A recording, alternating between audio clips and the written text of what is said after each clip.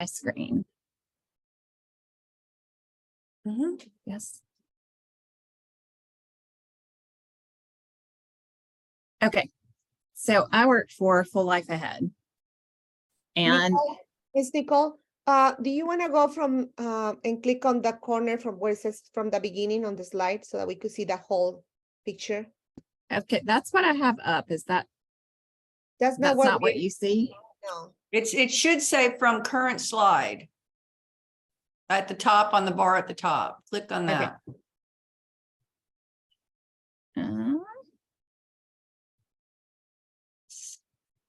That's okay. Okay, let me see if I can just screen.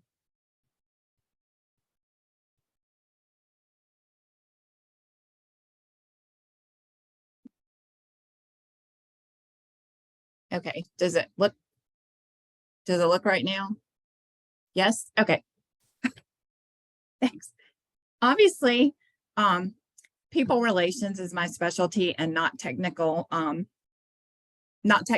anything.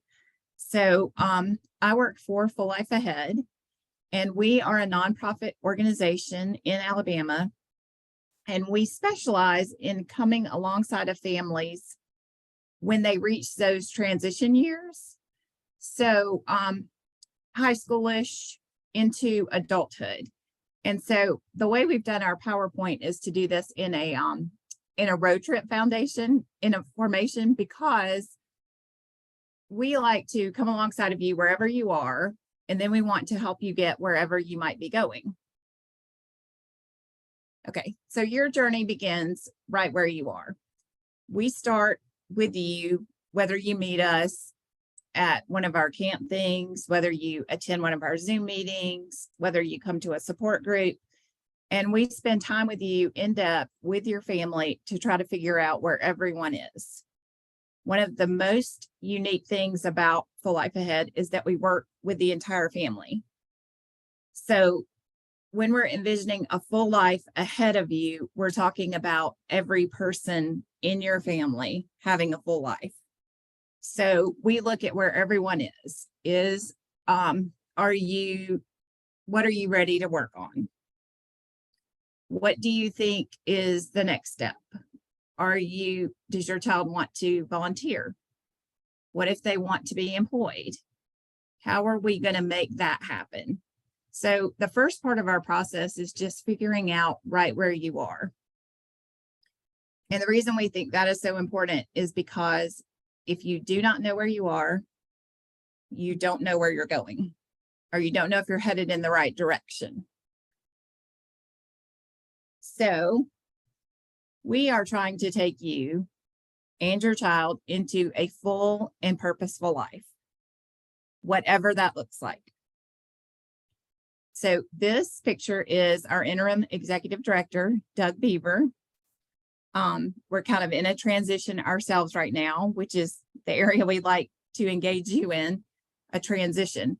So we spend time with you. We look at where you are and where you want to be. So our process is like a road trip or a journey to get you from where you are to a full and purposeful life.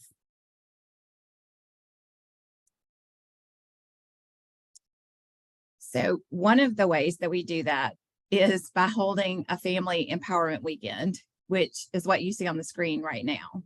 So this is our camp, full of lots of volunteers, some from Auburn, and lots of families that have children that have a disability of any kind. It does not have to specifically be autism, although we have a lot of kids that do have autism. I personally have 2 kids on the spectrum, so when I say that I feel your pain, I really feel your pain. So this is one of the ways that most people connect with us. We go down to Lake Martin for the weekend, and we spend time with the entire family. We bring in different speakers from different resources and try to give you as much information as is possible in the shortest amount of time possible. So most of our people say that it's like trying to drink water from a fire hose. But you make connections at camp. You'll connect with one of us, either myself or Carolyn Green. We're both family advocates for Full Life. We'll spend time with your family. We'll start to get to know you. Then we will go back to the office and start working on a plan to move you ahead as a family so that you're able just to spend more time with your children.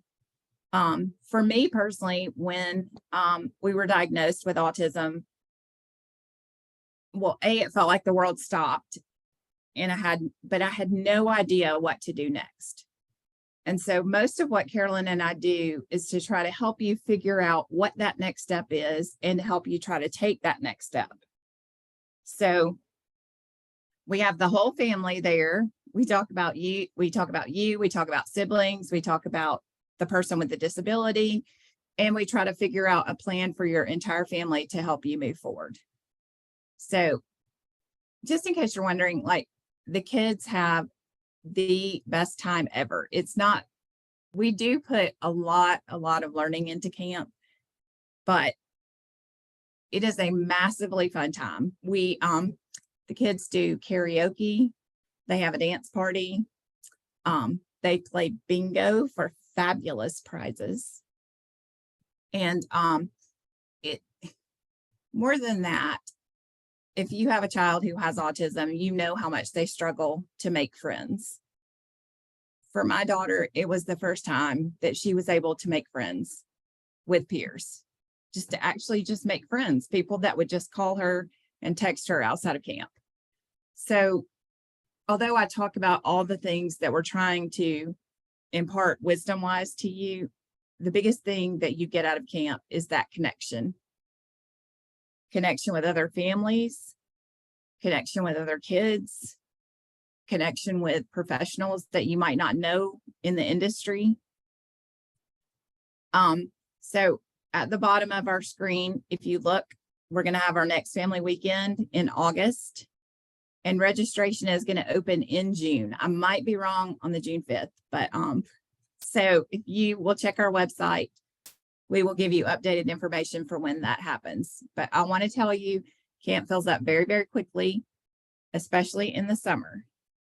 So as soon as you hear that it's open, please go ahead and go online and register. Okay. So when you come to camp, we also give you the Full Life Ahead workbook. Our workbook is comprehensive. It's used in the state of Alabama and other states to help special education students. So it has all kind of information about you, about the person with the disability, but I'll just give you a personal story about the workbook for me. My daughter, who's on the autism spectrum, went to a social skills meeting place, and she met a little boy that she decided they were going to date. And so they went out one time, they went to the Galleria. They were supposed to eat lunch. So we like dropped them off at the Galleria, and they spent about 3 hours. They walked around the entire time. They did not eat lunch. I think my daughter spent every penny I gave her, but did not eat. After that, after I brought my daughter home, the little boy called her and was like, "Oh, so I just want you to know that we're going to get married." And so it was like, the panic that set in for me was phenomenal at that moment. So what I did is I went in a moment of unbelievable clarity. I went and got the workbook, and I made copies of all the pages that said, this is what I need to do to live independently. And there are 3 pages, like, I need to be able to do my own laundry. I need to be able to do my own budget. I need to be able to make my own doctor's appointments. So I made copies of those, and I posted them all in the refrigerator. And I said, we will not even discuss getting married until you have a check mark on all of these. And honestly, if you have a child on the spectrum, you know how they can be one task oriented and just that one thing over and over and over. And so basically having that on the refrigerator saved me from at least a million conversations about getting married when neither one of them were anywhere near that. So the workbook is used by the entire family so that everyone is kind of on the same page. And it helps you to see things. When I first went through it with my daughter, I was surprised by some of the things that she said, because sometimes you kind of stop growing with your child when they become diagnosed or whatever. You just think, okay, well, this is how they are. And then I really didn't give my daughter room to continue to grow. So this is something that really helped me. I made copies of it. We looked at where we were. And just for me personally, one of the biggest differences was that I could look at the copy that I made one year, and then I could look at the copy of the second year, and I could actually see progress. Because as a parent, sometimes it is so hard to actually think that you are moving forward. So these two ladies are the authors of the workbook.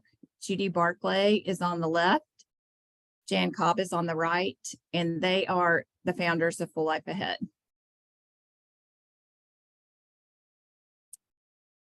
This is me. So I work out of the Birmingham office, and I service Central and North Alabama.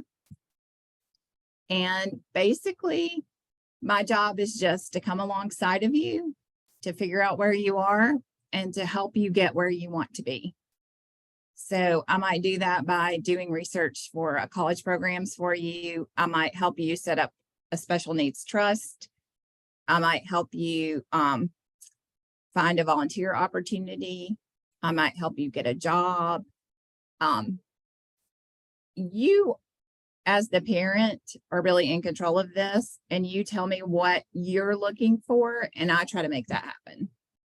So, I have a lot of resources. I point people to a lot of resources. And Carolyn does a very similar thing. Carolyn is in Mobile, and she does more hands-on things than I do.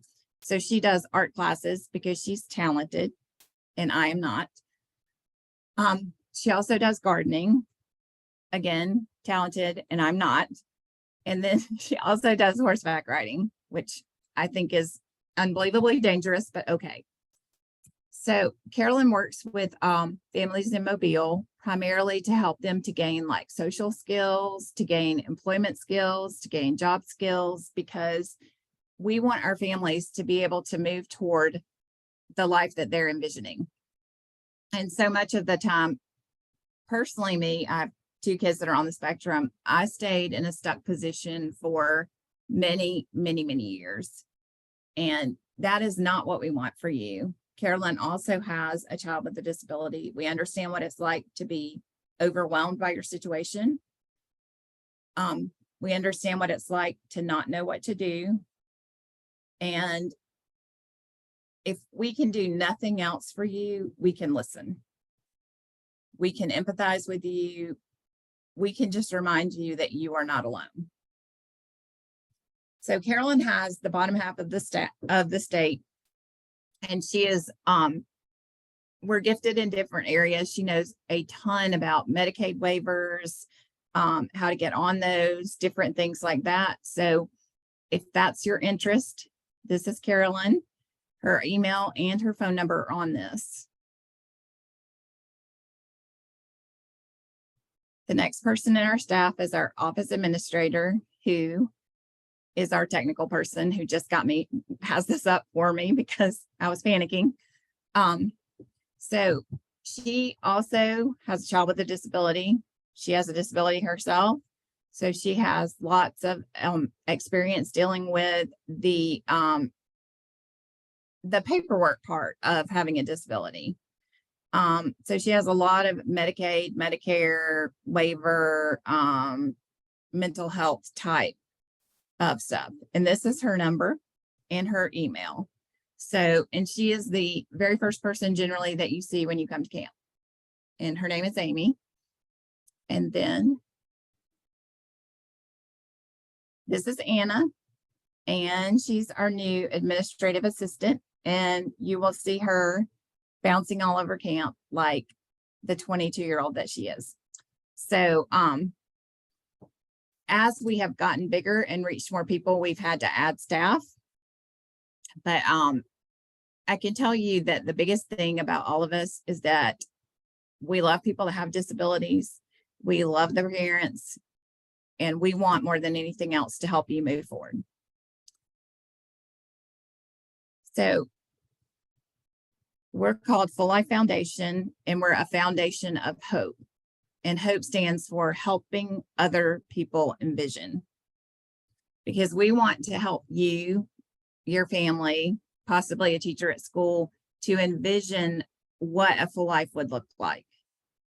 I know that for me, going to psychologist after psychologist after psychologist, hearing he can't, he won't, he will never, you might as well just give this up. I stopped dreaming. I stopped imagining a bright future ahead for my daughter. And there's nothing worse than living a life where you have no hope. And so one of our biggest missions at Full Life Ahead is to bring you hope, is to help you envision, to help a sibling envision, to help you remember that there is hope, that there are other people out here struggling with the same thing. Other people are making that step forward, and you can too. So this is kind of what we do. We work with you to decide what your next step might be. Then we find resources or information to help you make that next step, whatever that is. And then we help either you implement the step on your own. We will assist you if you're needed. And then we review that plan, and then we start right back over. Because I know that you all know this, but like we talk about this a lot here, having a child with a disability is like you're staring at an elephant and someone saying, eat the elephant. So the way to do that is one step at a time.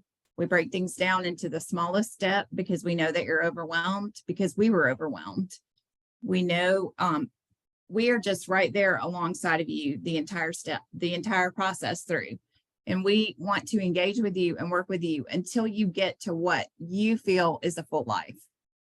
So we come alongside, we work with you, we meet you, we figure it out, we decide on the next step, you implement that, we review it, and then we start right back over.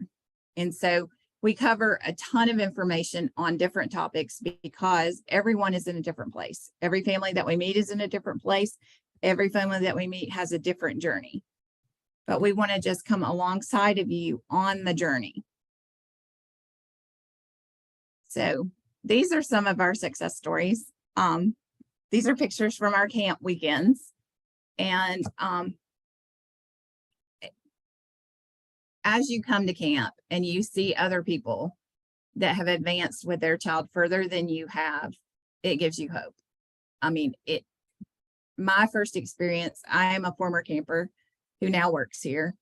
And one of the speakers was talking the very first time I was at camp. And I said, I think your daughter and my daughter are twins. It was the first time I felt like someone understood what my life looked like for real understood what my life looked like. And then she told me that her daughter had successfully moved out of the house. And for the first time, I thought maybe my daughter could do that too. So these are just stories of people connecting. This is Ty on the upper left. And he is now taking classes online. He works at Publix. This at the bottom is they're playing bingo, winning fabulous prizes. Absolutely. Corey is at the top in the wheelchair, and he that was his first time at camp. And then Isabella's parents on the far side. And this just tells you kind of the different things we do. We've helped her set up an ABLE account, and that enables Isabel to have more money than $2,000 at a time and to not lose her benefits. So we can help you along any stretch of what you might be trying to accomplish.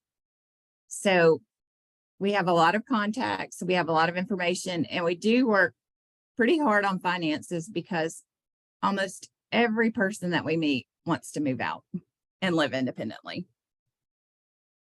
So I also just put a quote on here that a journey of 1,000 miles begins with a single step. All we're going to ask you to do is take that single step. So these are more kids that we have. Reggie at the bottom on the right is was accepted into Crossing Points at Tuscaloosa.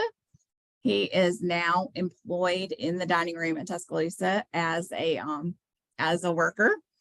And never will you ever meet a bigger Roll Tide fan in your life. So that's really one of our success stories. So we're very, very excited for him. On the far right, we have Kyle, who was totally afraid to drive. He came to one of our programs. We worked with him. We referred him to ADRS. He's now driving. Samantha is next to Kyle in the red shirt. She wanted to get a job. She's now employed. She works for Chicken Salad Chick. She makes their grape salad. And then on the far side is Taylor, who's still in school. So we're working with her, assisting with IEPs, helping make sure she's getting all the things that she needs to be successful once she gets out of school, so that we have those things in place. So one of the things that I say most often to people is, you are not alone. There are other people out there like you. It's just very, very hard to connect with them, because I was the only one in my school system that had a child on the spectrum. And that lack of connection and that isolation made my life so much harder. So that is part of what we do as Full Life Ahead, is just connect you with other people that are like in the same situation. So in the far corner on the left, that's Marissa is on the bottom right, and her sister Andrea. That's a family that we helped. Marissa's mother was diagnosed with brain cancer, and then so Marissa came to live with Andrea, her sister. And so we helped her with that transition, because it was in her life, that was a huge thing. And so successfully we have now Marissa's living independently on her own in a group home. And her sister has now changed careers and is working in the disability field. So that's just a very, very exciting thing. So we have Vaughn is in the middle between the two ladies, and he's one of our younger ones. So we've connected him with CRS, and he's now receiving benefits and is moving through the system. He also gets IEP help because he's still in school. And then this is one of Carolyn's people right here. And Carolyn has people volunteer with Visit Mobile, in addition to the gardening programs and the horseback programs and the art programs. And in case you're wondering, the coolest thing about art is that they can sell their paintings at the end and be starving artists with all the other artists. So we have a variety of programs that cover the entire state.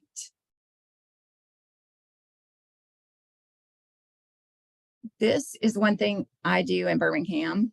We have a monthly parent support group, and it has exploded beyond what I thought it would. So we have an idea to do a virtual support group. If we have people that are interested in meeting online once a month to just discuss all the issues that you have, all the things that are going on in your life, all the things that you just think, I'm never going to be able to solve this by myself. So this is kind of our idea of the village. So if you are in the Birmingham area, we meet here. But if you're not in the Birmingham area, we're also looking at doing a virtual one. So this is kind of my, this is one of the things that's very close to my heart. As a parent, and I have 2 kids on the spectrum, it's very difficult for you to take care of yourself. It's very difficult for you to not feel selfish when you're putting yourself first. But one of the things that I have learned, and my oldest child is 30, is that the better off I am, the more healthy I am, the better of an advocate I am for them. It's been very hard for me to change my perspective, to look at taking care of myself as being something that's vital and important, because all of my focus has been on my two children and getting them where they needed to be. So one of the things that's very near and dear to my heart is the self-care webinar series. This is totally by Zoom, and it is totally about you as a parent. It is about taking care of yourself and taking care of yourself first so that you can be better, a better advocate for your children, a better listener to your children, just a better person all the way around. We do this, we look at the 6 different areas in your life. We talk about them. We have other parents on there that are also in the same situation you are. So everyone has someone in their life that has a disability. And we just talk about what it would look like to take care of ourselves socially and physically and intellectually and vocationally. So this is something that we do regularly, because I have found that it is so very important. I heard a statistic the other day that social workers, they burn out in an average of 7 years. And as a parent, I cannot afford to burn out in 7 years because I'm not done. And I imagine that wherever you are with your child, you're not done either. So we need to do what is necessary to keep ourselves from burning out. And so we do this at least once a year for all of our parents, just to say, you are important. We see you. We know what you're going through, and we want you to have a full life also. So this is just one of the many things that we do offer. Coming up, we're partnering with Regions Bank to do a financial webinar to help our young adults get more prepared to live independently, if that's possible. We do webinars on all kinds of different things, but this is the one that I think makes the biggest difference, because it's the one where we're really focused on you as a parent. You can really connect with other parents, and we're just helping you to take care of yourself so that you can be better for your child. So I just want you to know this is going to start. You can email me if you're interested. We're going to start with social self-care, which is probably not your favorite. It wasn't my favorite either, but I just want to encourage you that you are not alone, that we see you, and that we know what you're struggling with, and that you can call us at any time. And even if it's just talking, we're happy to talk with you. So Full Life Ahead has been in the community for over 20 years. We connect people with resources, we connect people with jobs, we connect people with volunteer opportunities. And we really do subscribe to, alone we might be strong, but together we're stronger. When you have all of us working together to help you find a solution to your situation, we will be able to make headway. It might not look exactly the way you've envisioned it. My journey has certainly not looked the way I envisioned it, but it's full of ups, it's full of downs, it's full of go back over the same thing over and over again. But having these people surround me that know what's going on, that know how to help me, that can support me, has made all the difference. And that's what we want to do for you. So that is the end of our my slideshow. So did we want to do questions, or did we want to go ahead and let Susan present? Thank you, Nicole. We really appreciate all this wonderful information. Caroline, would you like to add maybe something about Full Life Ahead, the role that you play, what you do in the area? Would that be okay? And I think you're muted, Caroline. I know. And Nicole, Yes. I'll send you all the questions personally to you on your chat, so you can see them and addressing them. Okay. Thank Yeah. you. Listen, I'm in Mobile, and my Full Life Ahead mission is the same as Nicole's, as you can see, and I appreciate that wonderful presentation of our whole concept. In Mobile, mine is more of an organic approach to people. And if you all are interested, at a later time, I have a video of our activities in Mobile, and I use the discovery process really organically in our community. And Susan Ellis and I are part of Community of Practice. And so I wrote down at a meeting we were on the other day, she talked about asset-based community development. And, and I wrote that down because I thought, I need to call Susan and get more information on that, because that is just what I intrinsically do. I look at what's around us and see how to plug people with disabilities into our environment, to get them into community, into life. My own son doesn't walk or talk. He has locked-in syndrome from a near drowning. So if I get him in a community, I can get others in community. And I love doing that. And I use the churches. I have 2 churches. And then I bring in the volunteers, all the church ladies and the people who are there who want to volunteer to teach art classes. And you don't have to be an accomplished artist to teach art classes. You lead them, and we use the discovery process in art and socialization, where people become friends. They learn. We talk about everything from why is the sky blue? For why are you painting this? It's very, very enriching to the people, and much comes out of it. One of the moms has just acquired a building.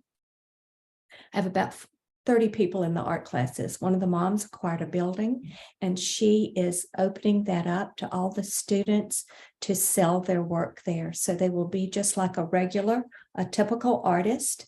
They'll take in their paintings, they'll have their business cards, they'll be available for shows, they'll have prices, and things will be sold, and they'll reap the benefit. And then with gardening, we've been volunteer gardening, because people with disabilities are often recipients so much, but they can give to their city. And we're volunteering with the Mobile Medical Museum, and then that has led to jobs. Now they're working throughout the city at $15 an hour using these skills.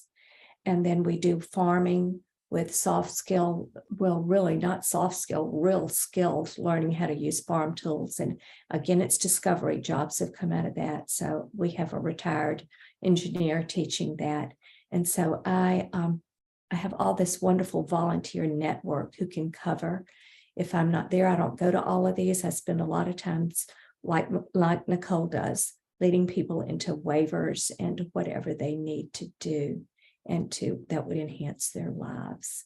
So, and it's all interwoven with our community of practice, where we're all people. We all need to be involved. People need to know people. Typical population needs to know people with disabilities. People with disabilities need to know and be involved in the typical population, because we are one. And I see great benefit and love and life, liberty, and the pursuit of happiness. Thank you, Caroline. Really appreciate your input. Nicole, would you like to start reading the questions? Addressing them. Okay.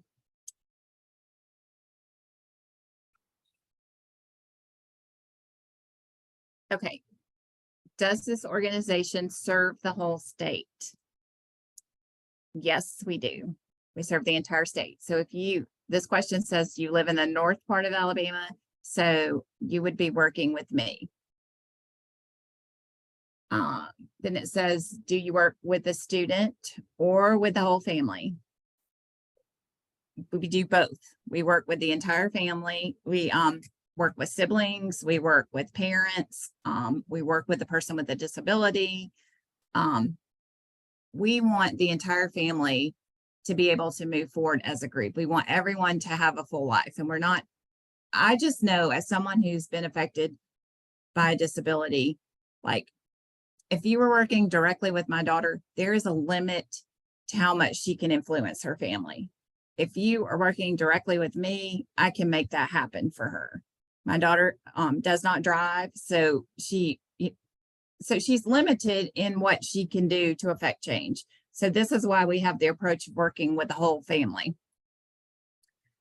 How much does it cost to attend the camp? The camp is $50 per family. So $50 per family, but we offer scholarships. We have generous donors that want to pay for you to go if you cannot afford to go. Absolutely, we do not turn you away for not having money. I mean, we do not want that to affect who comes and who doesn't come. We are not new. I didn't know about this organization. Is this a new group? I've never heard of it.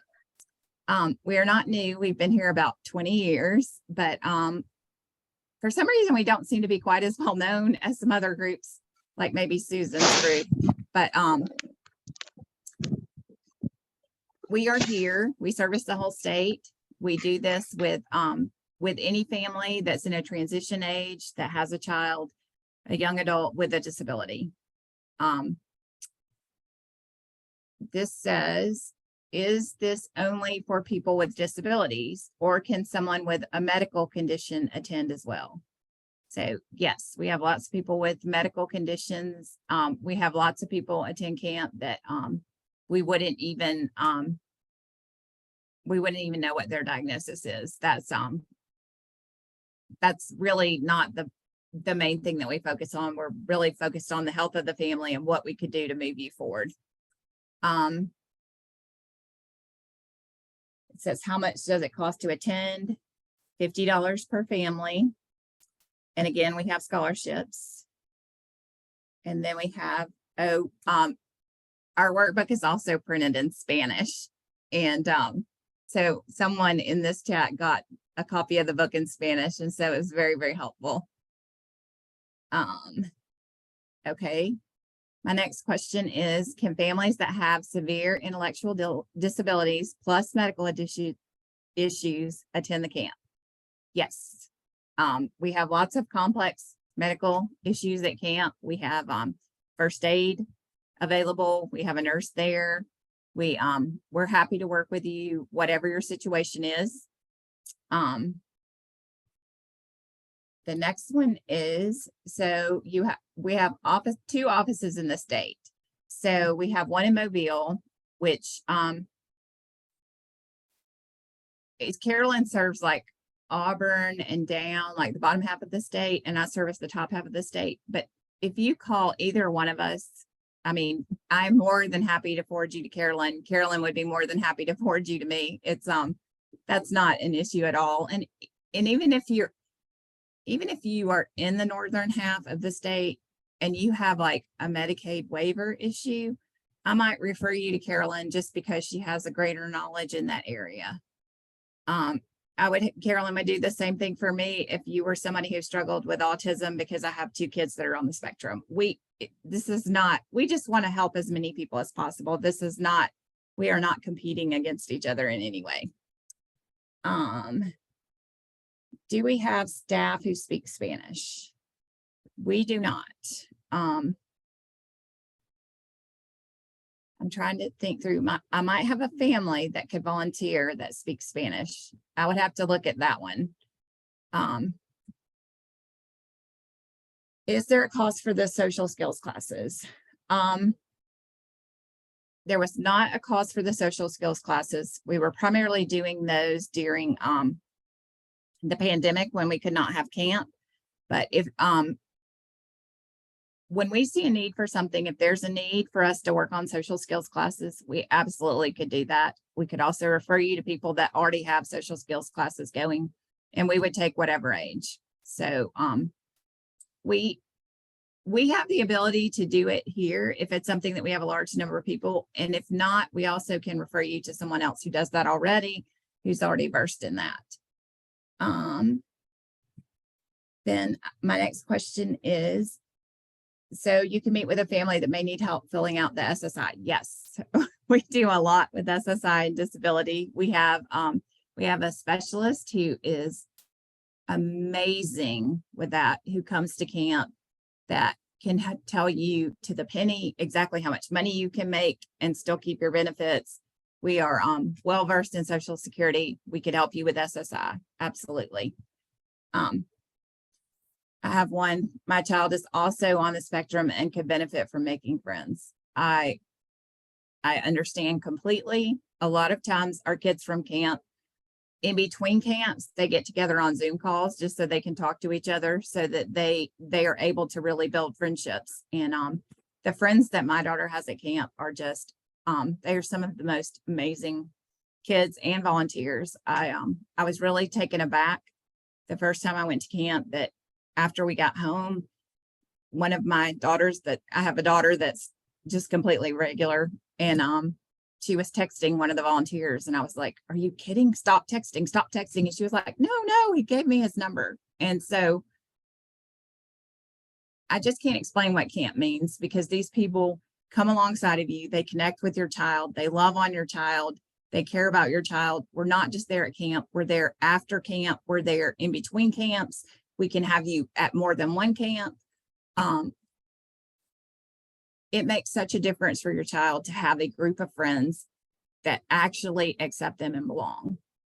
It's actually so amazing. We've even had one child attend camp that he had his very first birthday party ever at camp. And as you can imagine, if we're doing high school, this is a kid that's 14 or 15. My family has 2 adults and 4 kids, one with a disability. Can we all attend? Yes. Yes, you can. And then, can older siblings that are in college volunteer on the same weekend the family is attending camp? Yes. We have had that happen more than once. Older siblings are welcome to volunteer, or they're welcome just to come and just be a participant in camp. They can do either one. Okay, I do know that someone asked, if you want to know the events that we have coming up, if you will just send me your email, I can put you on our email list, and then you'll be notified of every single thing we have coming out, whether that's a webinar, whether it's special needs trust planning, whatever that is. So my email is Nicole, NICOLE @FLAF.team. And Carolyn's is the exact same thing, only has Carolyn in the front. Carolyn @FLAF.team. So if you will just send me your email, I'm more than happy to put you on our mailing list so we can tell you everything that is going on. Nicole, maybe Caroline, would you mind putting the emails on the chat box for everybody to see them and copy them? Thank you. Okay, so how can we sign up to know what the activities? If you'll just send us your email, we can do that. Okay, and then if a family that speaks only Spanish can attend and can provide an interpreter, I am 100% sure we could do that. We could get, absolutely. And then I am so surprised I didn't know about this organization and all the things you do. Thank you for what you do. Well, we love what we do. So we just thank you for involving us and letting us come alongside of you, because we know how difficult it is. So we're just very grateful that you're willing to let us into your family. Does your institution have Spanish interpreters to assist us if we call you? We do not have that right now. And I'm trying mentally to go through my list of families that I know speak Spanish. Okay, I'm gonna have to work on that one. So, but I would figure out something because I want to help you. Okay. I've also got, if one of the family members has dietary issues, can you accommodate her, or can we bring her own food to the camp? Yes. We regularly screen for allergies. We have a kitchen We have people that are lovely volunteers in the kitchen. You could absolutely bring your own food. You could do, or you could ask us to make something in particular and we could do that. So that would not be an issue. A dietary is not an issue for us at all, taking care of that. Okay, it says, I would like to know if they explained me in Spanish. Okay, I'm not sure. Nancy, if you'll just type the question. Then we have, do we need to provide proof of diagnosis in order to attend? No, we're gonna take you at your word that if you say your child has autism, they have autism. The camps are only scheduled during the summer. No, we have 3 camps. So we have one generally February, one in the summer, and then we have one in November. So the summer, because of the swimming pool, is the most popular. So, but it's a 0 entry. We can roll you in there. We have lifeguards, completely safe. Just want you to know that. But the pool is why summer is so. Okay, it says we don't have Medicaid yet. If I would like to attend, will you help us with transportation? I think we could work that out. We have a lot of people coming from all over the state. We could, we have some volunteers that hitch rides with other people coming to camp. So that would be something we could definitely work on with you.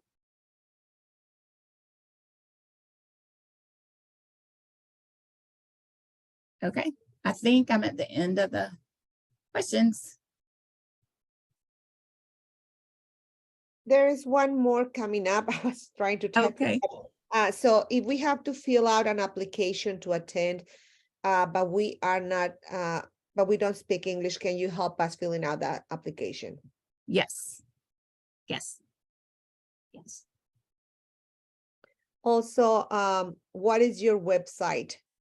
So Caroline, if you could maybe enter the information, but also at the end of the presentation, when I sent a copy of the PDF presentation, I'll be entering their contact information. So everybody that is attending and registered will have access to the information as well. Thank you so much, because it's so important that we get their names on our email list so they know what's coming up. And the other question that just popped out is, are all the camps at Lake Martin? Yes, right now they're all at Lake Martin. So Lake Martin is ADA compliant and also has cabins. So when we refer to camp, we are not talking about tents, You have a cabin for your own family that has beds. There's a bathroom, a shower. There's a dining hall. We're going to do food. A lot of people get the idea when we say camp that we're talking about tents. We are not talking about tent camping at all.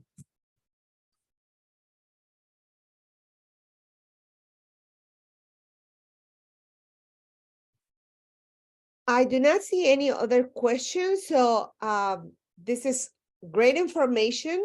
Thank you, Nicole and Caroline. I really invite the families to please go and look into their website and send them an email, letting them know that you Yes. attended today, that you would like to be added to their list, serve or distribution list.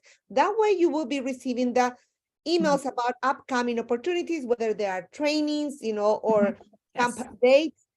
Because I know that many of the families, when I share about this organization, they are so surprised that, because many times the families have never attended a camp opportunity.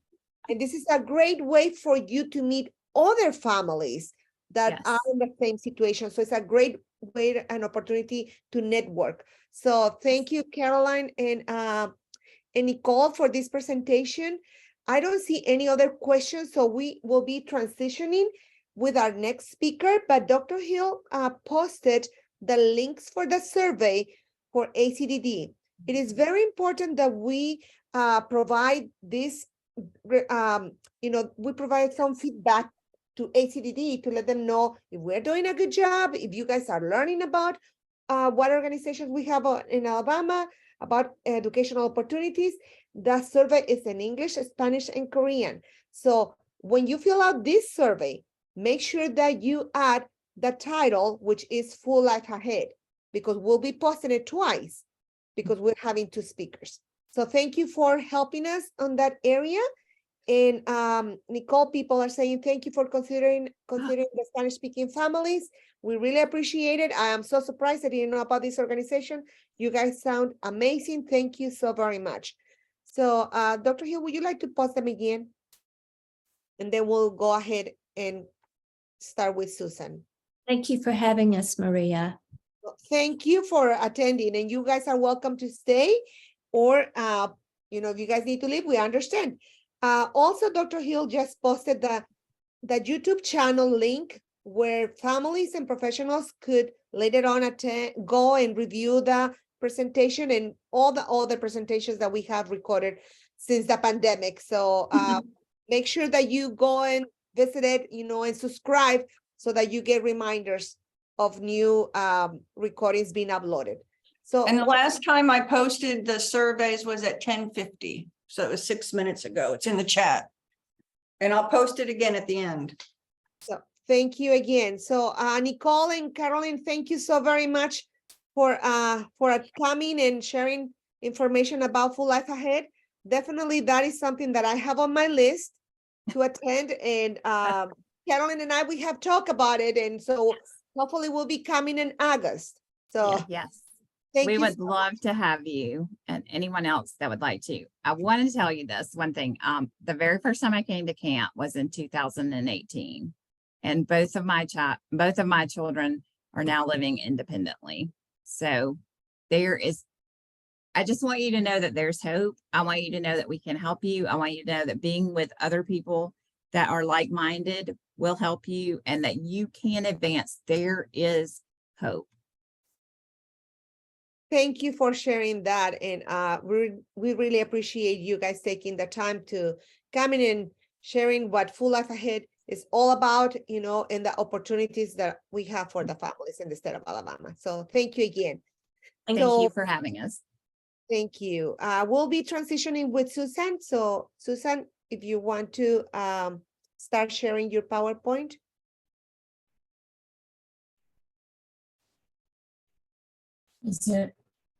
Can you see it? Are we good? I don't see it yet. Okay, well, I hit share screen. So Nicole, can you make sure that you stop your sharing? Probably does.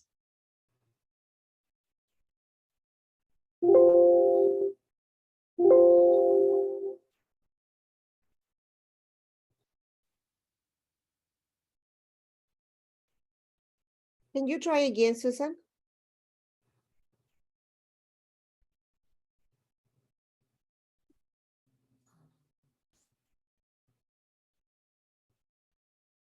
Trying to make it come back up again.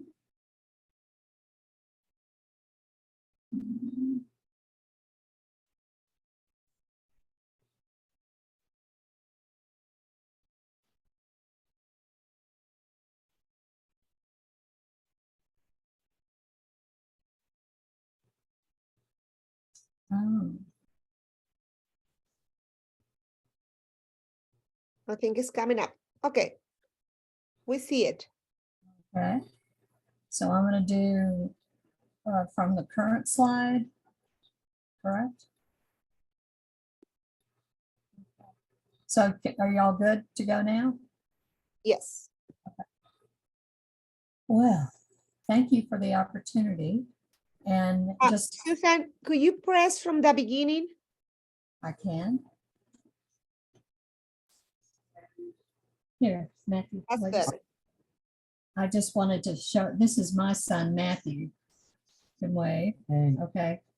Hi, Matthew. He's my PhD in I got disability. Thank you. Bye. He's getting ready to go to lunch with a friend.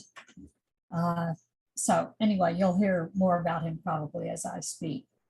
So a little bit of background about myself is that my husband and I have 5 kids together.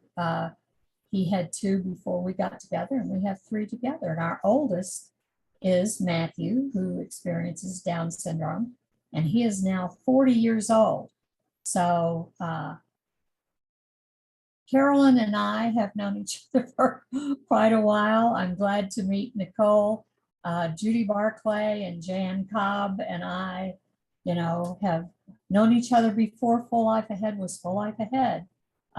So all of their experience, is very, very much appreciated. And People First is a complement, really, to what Full Life Ahead does, and vice versa.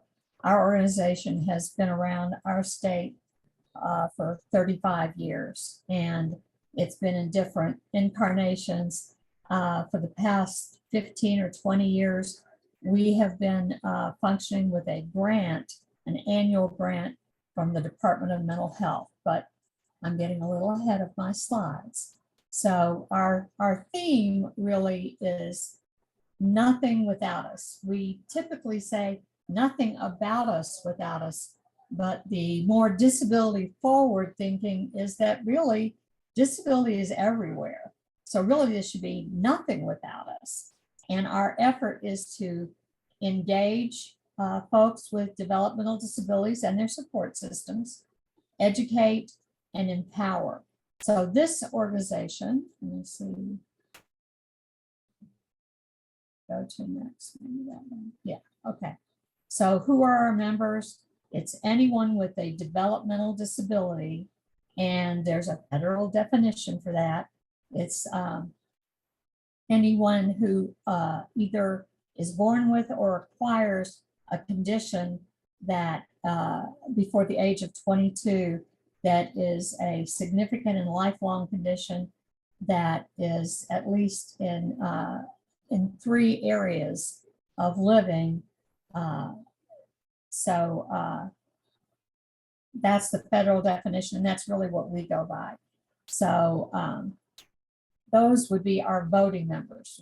Anybody can be a member of People First, but the folks who, this is their opportunity to run an organization, to learn how to do presentations, to learn how to make friendships, to learn about resources, but it's their organization. I am the executive director. My role really is to advise the state organization to help make their missions a reality. So the voting members all experience a developmental disability, and anyone without a DD who wants to join can be an active member without voting rights. Our members, many of them have intellectual disabilities, but not all. Just like folks with autism, many experience with some learning deficits, but many do not have learning deficits. So that's the same for our members. And many of our leaders and many of our members experience autism.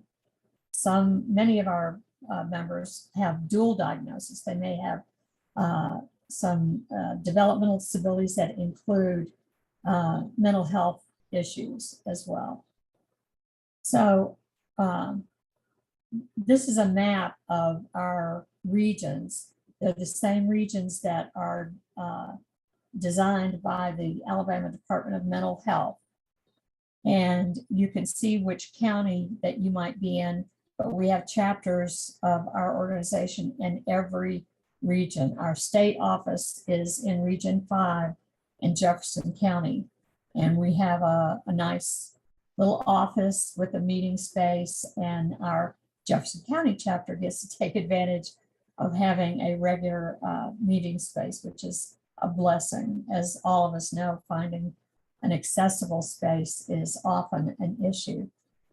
The way we are organized is that our leadership is that we have 2 regional representatives are elected in each of our regions, and an alternate as well. And that makes up our board of directors. And through our board of directors, we elect our state officers. So every decision maker in our organization experiences a developmental disability. And as I spoke before, most have some kind of learning condition, many have what's the definition of an intellectual disability. This is a flyer about our upcoming state conference. It's going to be May the 4th, which we can make all the jokes about Star Wars. May the 4th be with us. So it's going to be in Birmingham. This is our first post-pandemic meeting in person. So it's very important. The very first thing we'll do is to break into regions and then have our regional elections. And at the end of the meeting, we will have our state officer elections. In between, we'll have lunch. There'll be plenty of time for get to know each other. And we're having a national speaker that some of you may be familiar with, Liz Weintraub, who also has a developmental disability. And the fee is $25, but if you need a scholarship, just let us know. We will, folks that are traveling more than 25 miles will be able to get mileage reimbursement. We are a 501c3, so we can take donations. We have the annual grant from the Alabama Department of Mental Health, and it's a reciprocal, right? We get funding to be able to be successful in our mission, but we also are the way that, or one of the ways that Department of Mental Health gets regular input from people who experience developmental disabilities along with their support systems. And we regularly advise people about the opportunity to do the Full Life Ahead camps, and have for many years. Our family has attended, and again, we've attended before it was called Full Life Ahead, before they were at the very wonderful location that they're at now, and have been around since the development of the handbook that our organization makes sure that folks are aware of that, and have in the past helped make sure everybody gets the handbook. Before I had this position, I was very lucky and worked for the ARC of Shelby County doing their community living and their supported employment. So I have a lot of background as a job coach and educator of people with developmental disabilities. I really enjoy educating, and that's really 99% of my job, really, is educating our members about how to be more successful for themselves and for others. It's really a peer-to-peer experience. So that's very rewarding for me to see the development of successful advocates, no matter what their level of disability. Just like Full Life Ahead, we meet people where they are. Our family's focus has been to reject segregation and isolation. And that sort of coincides right now with what the Department of Mental Health is being required to do by the Centers for Medicaid and Medicare on the new HCBS settings rule. So we are, People First is launching, we've participated in education for families and individuals, but we're getting ready to launch a more serious campaign in each region to make sure that families and individuals are not just aware of the settings rule, but how it can be successfully implemented. And that's one of the things that Carolyn and I really have been working with the Department of Mental Health to help make that happen, since folks who experience more complex support needs, they're part of this too. And they're the guys that kind of get left out a lot. So our effort is really to figure out creative ways, and that's what Carolyn was talking about, utilizing, it's called the life course system of helping people reach their goals. And I know Full Life Ahead is very experienced in that, as is People First. Our current People First president has been trained as an ambassador, as have I and Carolyn and Judy Barclay and other folks that are in our realm of helping families and individuals. And it's really an eye opener because it's so practical. Every educational opportunity we do with people with intellectual disabilities, we utilize that system so that it's meaningful. Because the education doesn't really help if you don't know how to implement it and it's not meaningful. So our experience with the Life Force Nexus is that it makes education more meaningful for folks with intellectual disabilities specifically. Our members serve on statewide and community disability and other community leadership boards. That's one of our focuses, is to make sure that every community, no matter if they're a disability entity or not, has a representation of people with developmental disabilities. We partner with, and it may be in here somewhere later, but we partner a lot with our independent living centers, which there are 4 of around the state.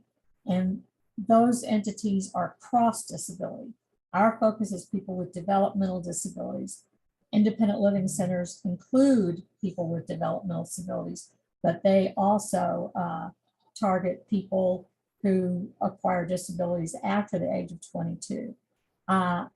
It was a while for me to really understand what the focus of the developmental part of it is, but then I really got it because I used to think that developmental disability meant an intellectual disability. It does not. It just means that your condition impacted you during your developing years, which is before the age of 22. Because most people after the age of 22, they've completed their education, even through college. They've made relationships and perhaps families. So our folks are somewhat interrupted by their disability in accessing those same opportunities that people without a disability have. One of the things that we're most proud of is another ACDD grant. It started us off on this program called Young Emerging Leaders.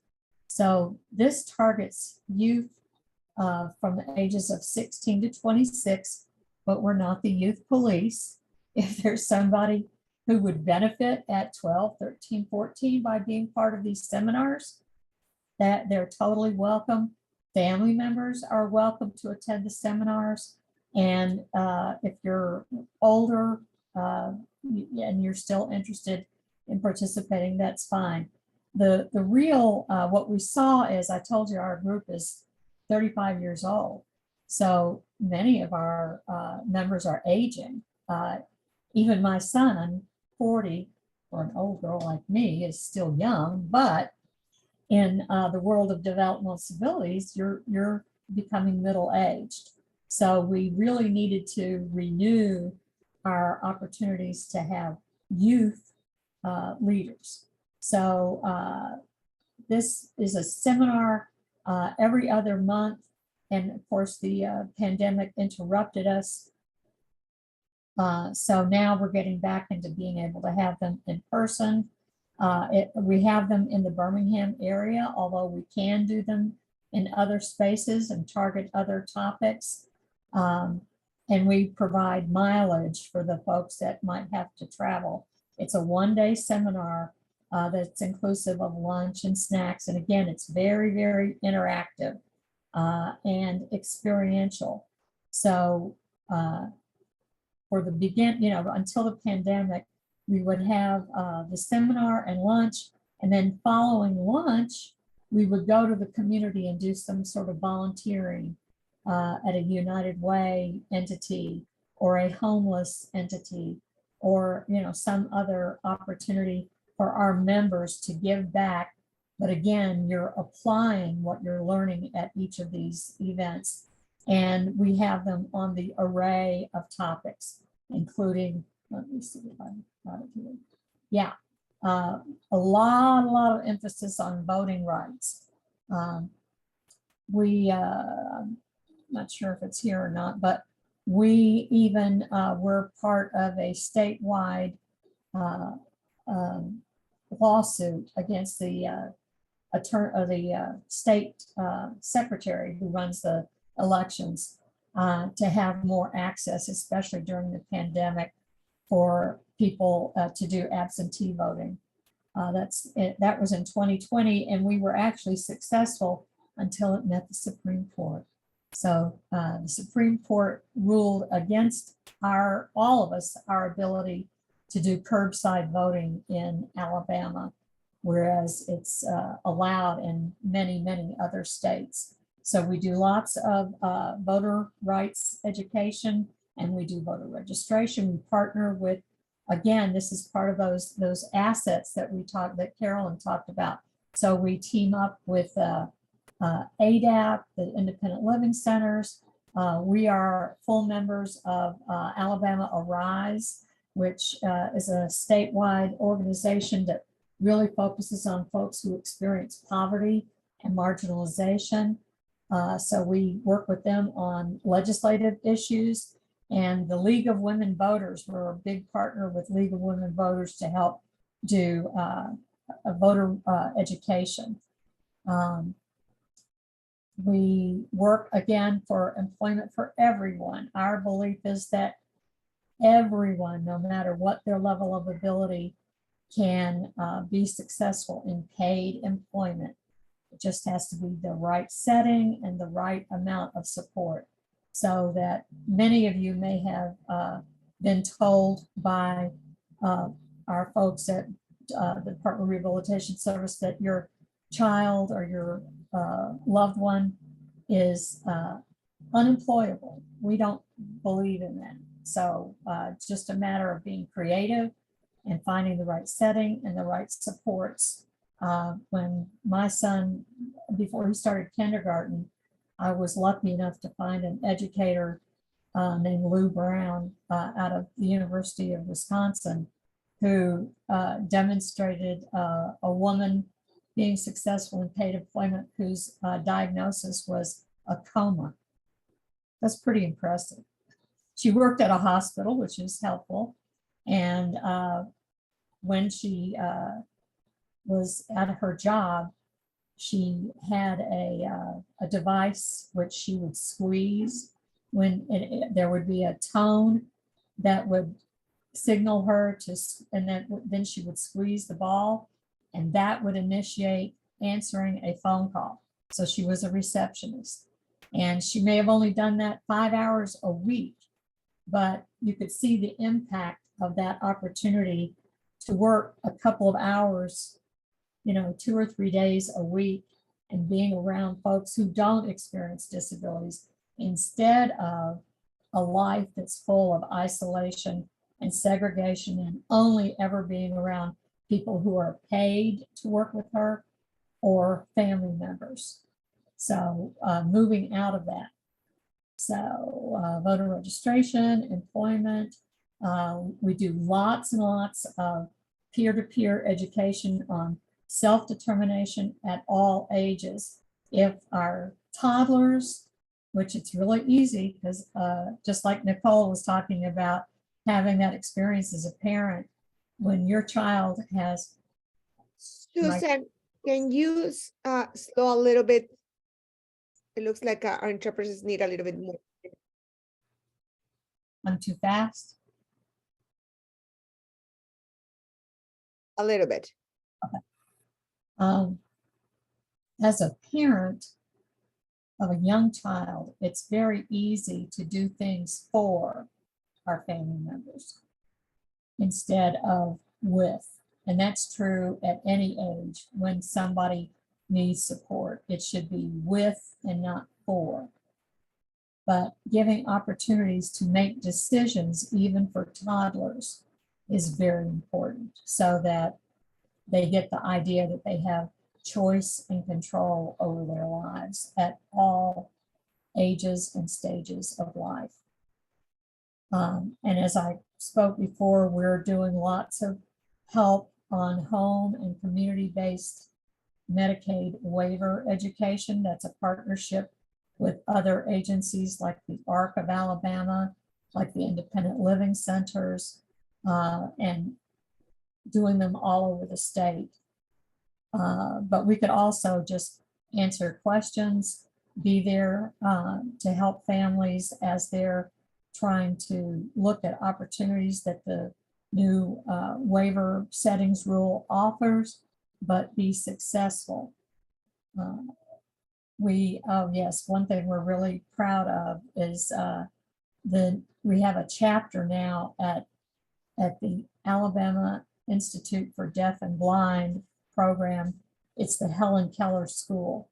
So that's a high school chapter of People First. We also have a new chapter at Alabama A&M, which is a new Think College opportunity for youth with intellectual disabilities to have a college experience. And this is a historically Black university. So we may be the only self-advocacy organization in the country to have a chapter that's at a historically Black college or university. So our resources to assist our members, and again, they all have developmental disabilities, with accurate information, which, you know, there's a lot of misinformation out there. So accurate information on rules for supplemental security income applications and practices. As a community living support person at the ARC of Shelby County, I have a lot of experience helping people navigate, you know, how to be prepared for your application and all the steps going through successfully to get SSI, which in turn allows you to have Medicaid. And since we have a family member that's gone through all of these stages, we can speak with a lot of personal experience on doing that too. Our son that you met briefly has had his paid job as an entertainer at Chuck E. Cheese restaurant since he was 17. So that's 23 years.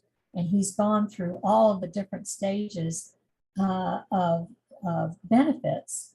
And he got the job at 17. So he already had a paid job when he applied for Social Security or supplemental security income and got it. So employment should not be a barrier to accessing SSI. And we also, as I spoke about, working on the Life Course is a tool for person-centered planning. And our organization has also assisted the Department of Mental Health in developing their new tool for person-centered planning. There's lots and lots of opportunities for leadership for any of our members. So you don't have to have a certain level of ability to be a leader. We utilize technology to help everyone be able to express their leadership and, you know, kind of network and connect. Then I put in the big language, even though the purpose of People First is about self-advocacy and resources and self-determination, it's a great opportunity to make friends and have fun. Most of our chapters have opportunities at least once a month to go out to eat or maybe to go to a community event. Like a lot of our communities have the annual state fairs or community fairs. So we'll use that as an opportunity to have a People First exhibit at those community events and get to know other assets in our community, and they get to know us.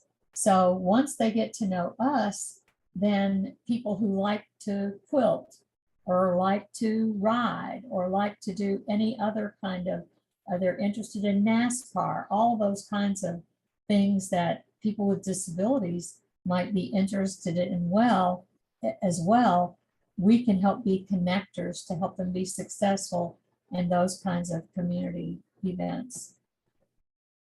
Is that the last? I think it is. Thank you, Susan. I sent you all the questions on your chat box, so you should be able to see them. And you could read the question and then addressing. Okay, are these all just for me? They're not for the previous speaker, correct? No, the questions were sent to your chat box Yeah, privately. I'm in my chat box now. It says, do you provide assistance for people who are looking to apply? What? Just switch to the.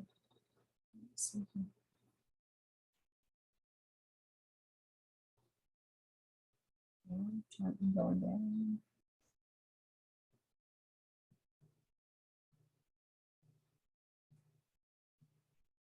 Hmm.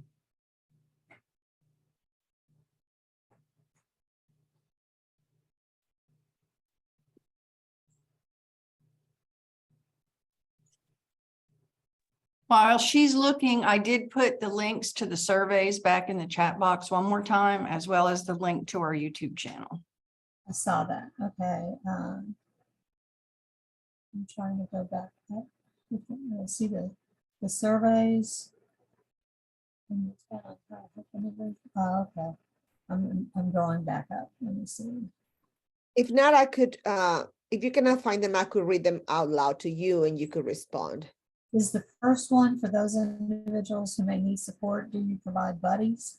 Is that? No, that actually is the last one. So do you want me to read them to Sure. you? Yeah, Yes, that- okay. So the first question, well, it's kind of like a comment. I appreciate and thank you to Dr. Hill and Ms. Gutierrez for inviting these two organizations to present to us. I have never heard of them. Question, Ms. Ellis. So this organization is run by individuals with intellectual and developmental disabilities? That's correct. They may need some supports. And the rule about supports is as little as possible and as much as necessary. So my role is working with the state officers to listen to what they are trying to accomplish and then fill in whatever supports they need to make it happen, but to defer to their ideas and their skills. Thank you. So the next question, you serve the whole state? How can I know which office I need to call to be connected with the chapter in my area? Just call my office and I'll help. And just as information for the attendees, okay, we'll be sending their contact information on the email. The next question, do the chapters have meetings? Absolutely. Most chapters, we have a set of bylaws, which I can send to Maria as well if you're interested in looking at our bylaws. And again, our bylaws were developed by our members, but most chapters meet monthly. Some may meet monthly to do business meetings and leadership meetings and have speakers and that kind of thing. But many also meet once a month or maybe, a few times in order to just have fun, right? To socialize and have what I would call fellowship. Fellowship is so important. Friendships are very important. Friendships can be a way to make sure we have healthier lives is to have friends. And any family member with an individual with a developmental disability will tell you friends don't just happen. They have to be done intentionally. we were able to, through out of self-advocacy, our son made his best friend. And years ago, they started having a weekly men's night out. And now that's grown to a group of 5 young men who, well, they're not that young necessarily. A movie every single week. And that's, my son loves wrestling. So he calls it his wolf pack. So you cannot pay for that kind of experience that it gives him. And going through life is rough for all of us. And having a best friend that you can call up when you're mad at your mom or something happened at work or, you know, any of the other things is a dream come true for our family and can be sustained after he's not getting support from his mom and his dad. We're lucky to have a big family.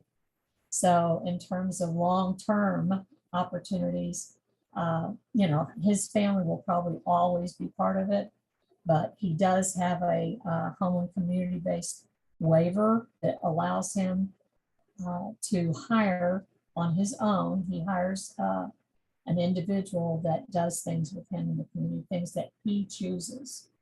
So the friend that he went out to lunch with today is a former paid staff person that he maintains a friendship with. And when he gets back from that, he's going to be meeting his, she's really a cognitive coach. She's still working with him on reading because reading is an important life skill. And then tonight is one of his date nights with his girlfriend. So he has and this morning he's already been to Zumba with another friend. So he has a really busy day today. And not every day is as busy as this day, but he has these opportunities every week. And it's a huge blessing. I just told him. All right. Next question, how old does the person needs to be in order to join the chapter? And can parents also join the meetings, or will it be, or is it only for the individuals with disabilities? Each chapter is kind of different, but I've never heard of a chapter that didn't welcome someone's support system. And if the support system is a parent, that's great. And again, the age is really when that individual feels comfortable to join other people with developmental disabilities to learn and kind of grow together. So it really depends. There have been younger folks, or as we were talking about with Full Life Ahead, sometimes siblings who are younger are part of that support system and benefit from coming as well. The next question is, I would like to attend the conference with my son who is an adult. Can we both apply for the scholarship if this is a hardship for our family? Sure. The next question, my son speaks English, but I do not, and he doesn't drive. Do you assist with transportation if the person would like to attend by himself? He has told us that he wants to be more independent. We live in the Jefferson County. Okay. It's very likely that someone lives close enough to arrange transportation. And we've had folks whose children are the interpreters, right? I'm sure that happens everywhere. Anyway, we'll just try to work out on a case-by-case basis. Don't let that be a barrier. Just like we talked with Full Life Ahead, we don't want either the language or the cost or the transportation. We'll do our darndest to make it happen. Are the seminars conducted virtually or in person? We're doing both now. And that Okay. need it to be virtually. The next question, is there a cost for the families to join the chapters and become members? No. In our bylaws, we make it clear that a chapter on their own, not the state chapter, but a local chapter, if they want to have dues, they can. Obviously it would be reasonable dues, but again, that's it's not a requirement. We don't have any, except to self-identify as somebody with a developmental disability. And again, it's like full life ahead, no documentation is required for that. The next question, for those individuals who might need support, do you provide buddies or does the person needs to be totally independent? Okay, buddies, yeah. It's kind of done on a natural basis. If we don't have folks at each chapter meeting that their role is a support person, right? Usually we have an advisor helping the leadership make sure that things run smoothly at the meeting. But I've never seen a situation where the members and the advisors or the family members are unable to make someone feel welcome. The next question, do you provide assistance for people who are looking to apply for the Medicaid waiver? I do that in my role as executive director all the time. So, yeah, I really like doing that because it can be life-changing. And I got the opportunity to learn how to do that when I was at the ARC of Shelby County. So I'm very familiar with all the levels of appeals and, know how to help people advocate so that they're successful. The next question, can you expand on how do you help individuals learn with self-advocacy? Yes, we, again, my experience working with people with intellectual disabilities is that they learn best by doing.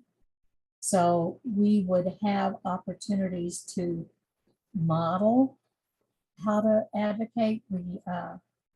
The other staff person that we have who does experience a developmental disability has a presentation that she does on communication skills. So that's how to advocate for yourself. And as part of that education, everybody gets a chance to, get set up in a situation and practice. So again, all of our learning is experiential and folks get a chance to practice. The next question, does your organization provide chaperones for those community outings? I think this was already answered, but I don't know if you want to address it again. It's sort of the same thing. No, we don't have people coming to chaperone, and but the support that's needed, we try to make sure that nobody gets excluded because they didn't have the support that they needed to do things in the community. So that's our effort, is to get that done using creativity. And I believe you already addressed this other question, regarding the meeting. So are they open to the public? Parents can attend as well. Correct. Now, the next question is, could the person have a visual and hearing impairment accommodations if they would like to attend and join? Yes. Again, we need to figure that out, but we do whatever we can. We're getting better at that. We now have some connections with folks that do signing, and we don't offer it at every meeting, but if somebody needed that, we could arrange for it. And again, we have chapters all over the state. So some of our chapters are facilitated by agencies. So we would, again, there'll be more, actually, if they're with an agency, it's a requirement that agencies, state agencies, provide interpreters for sensory impairments and language. So we would work with whatever's out there to make sure that that wasn't a barrier. And the other question is this program only in the Shelby County or do we have it across other areas?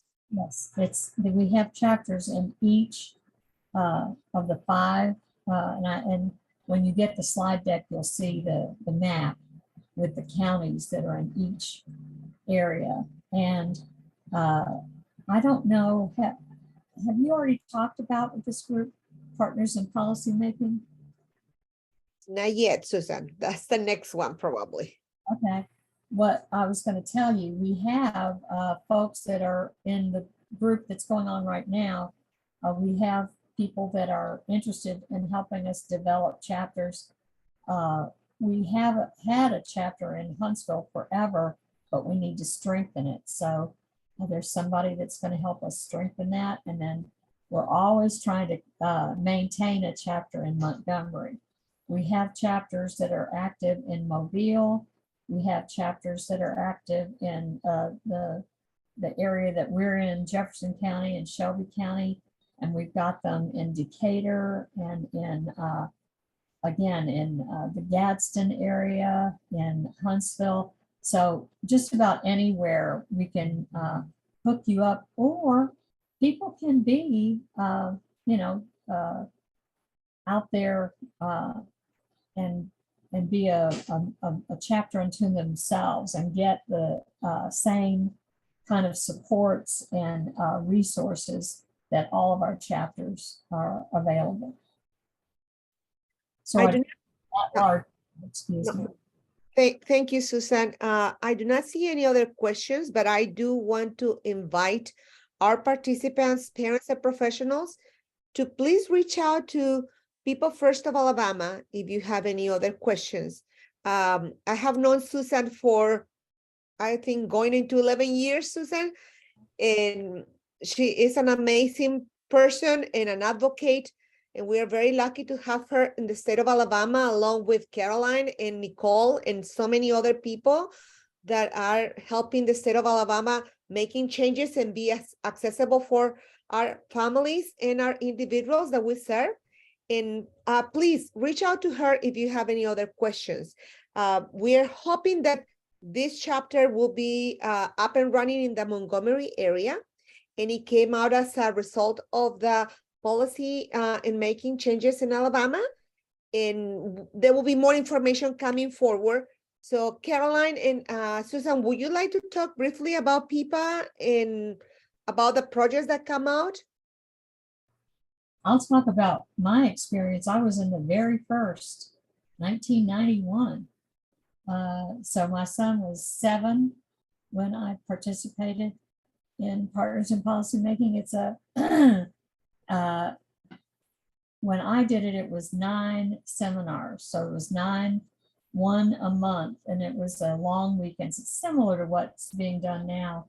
We went, it was all in person. It was in person. It was before virtual stuff.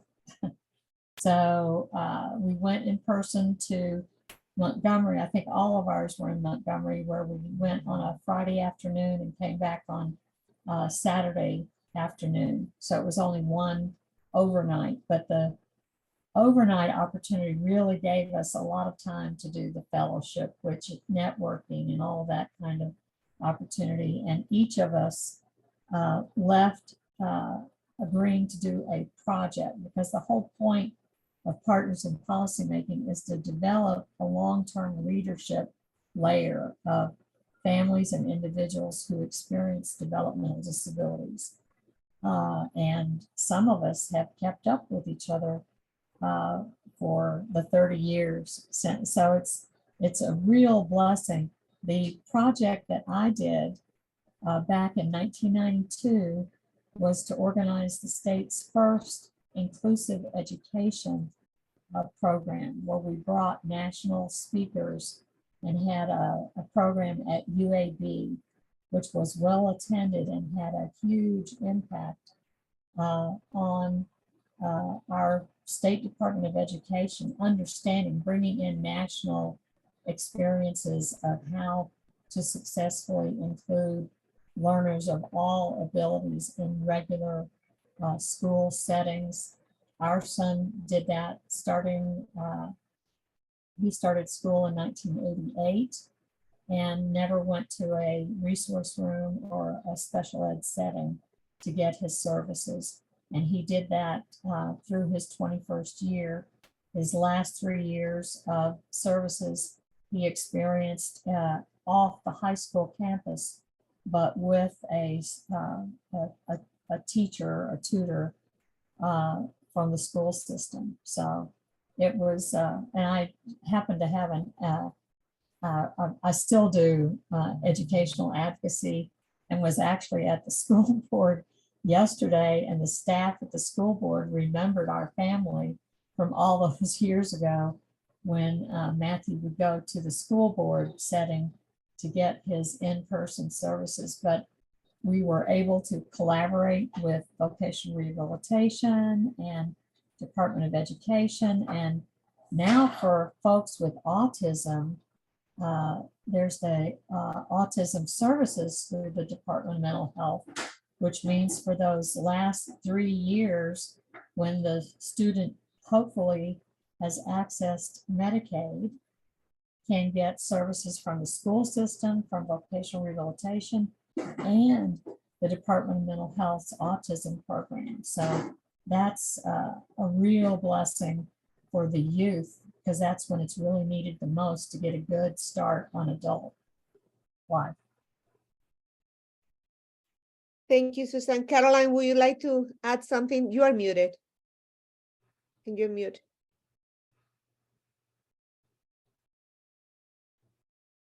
Yes, I went through Partners in the late 90s, and it was such an awakening to me. I encourage you each to participate, as Maria and Susan and we all, those of us who've been through it. It is so wonderful. I learned one of the phrases I use now: knowledge is power. If you don't know it, you don't get it in this world of disabilities often. And my project at that time was, like Susan's, was in the school system for inclusivity and for getting what you need. And it's a right, not a favor. If it's in the IEP, it's law. I'm a zealot now for that, and also for the schools, but also in the person-centered plan with the Department of Mental Health. When you have waivers, it's also becomes law. And it's a right, not a favor there too. There's so many excellent, wonderful benefits that your adult children can avail themselves of through the Department of Mental Health, through the school systems. But you just have to know that they're available. They're wonderful people to help you, like Susan with People First, Nicole, Full Life Ahead, Maria. You know, we all are here to help you, and we can, if we don't know, we can lead you to who can help you. And then, as I mentioned, Susan and I mentioned community of practice. That is to get people into real life, to be a part of your community, part of your world, not sequestered away. So, and also let me say this about Partners in Policymaking. That launched me into the Alabama Council for Developmental Disabilities that I was on for 18 years. Directly from Partners, I went into there. So you will find your niche where you have the most ability, you're most interested in. You can move into different areas of service. And as you serve, you gain knowledge for yourself too, and your family. So Partners is great. Do it. Thank you, Caroline and Susan. Once again, I am very happy, and has been an honor meeting you guys both and learning from you, because you are some of the greatest advocates that Alabama has, and that you were the pioneers helping parents and paving the way for our families. And I wanted to echo on that invitation for families to try to join and take a more active role on leadership and sitting on councils. You do not let the language to be the barrier, because organizations will provide language access for you. And we need families to be representing all kind of ethnicities across these councils. So thank you so very much for the information. I don't see any other questions, but I do see a lot of comments about thank you so very much to Ms. Caroline and Ms. Susan. This was an amazing presentation. Thank you for sharing your knowledge. I am so proud about the work that you guys have done for the state. I do have a son with an intellectual disability, and I would like him to be independent like your children. Thank you for that information. And, thank you for sharing today your story and what you guys have done in the state, and continue working with our families. Dr. Hill, is there anything that you would like to add? I just wanted to thank our interpreters, Miss Mobius and Miss Baker and Miss Dew. They always do a phenomenal job, and they're back there making it all happen. So thank you. Also, thank you to our professionals that are attending this session. We appreciate you taking the time to come and join us. Please make sure that you share our information and the information of these organizations with the people that you serve. And, I'll be sending the PDFs, PowerPoints, information to everybody that attended, along with the link for the YouTube channel. And please make sure that you fill out the survey for this session. So if you didn't have a time to go and click on the link, I will be sending those links via email as well. So that concludes today's session. Very informative. Always a pleasure talking to you. I hope to see you in person soon, Susan. And Carolyn, it was so nice spending time with you during our PIPA training. So thank you, everybody, for attending today. This was a very well attended session. I will stop the recording right now.